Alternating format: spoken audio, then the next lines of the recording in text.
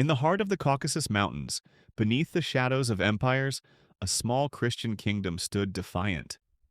Outnumbered and surrounded, it refused to kneel.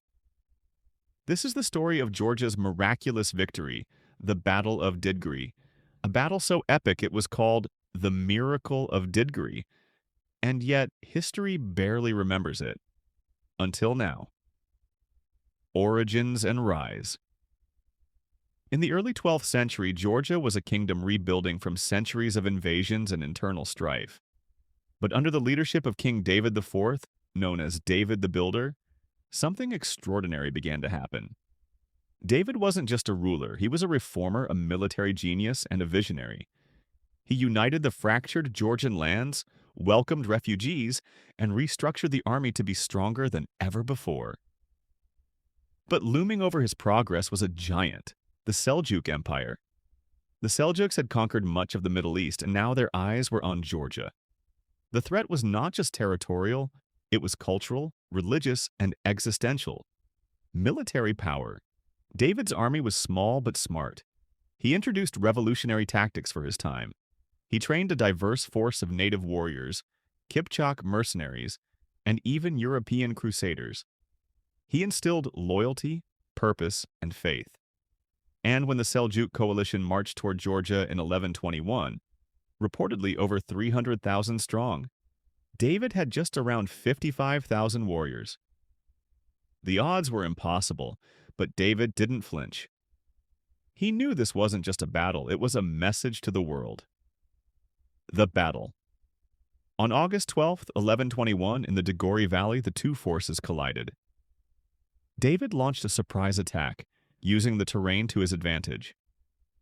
The Georgian cavalry, swift and merciless, struck like lightning. The Seljuk center was shattered, their flanks collapsed under the relentless onslaught. What followed was chaos, a sea of steel, blood, and dust. But through the smoke, Georgia's flag rose higher. Within hours, one of the greatest empires in the world was humiliated, fleeing before a force it had underestimated. Culture and legacy. The victory at Didgori wasn't just a military win, it marked the birth of the Georgian Golden Age.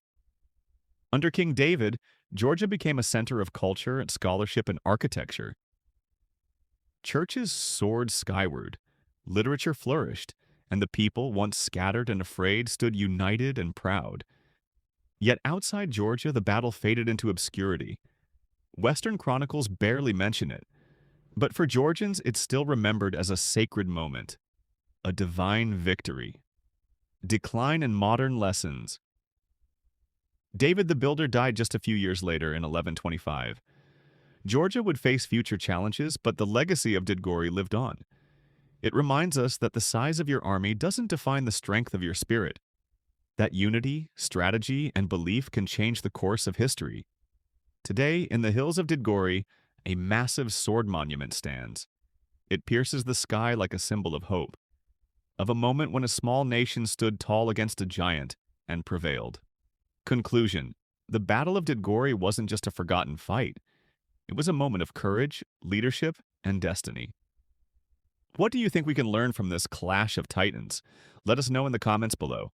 Don't forget to like, subscribe, and hit the bell for more untold stories of epic history, only on the Historiae.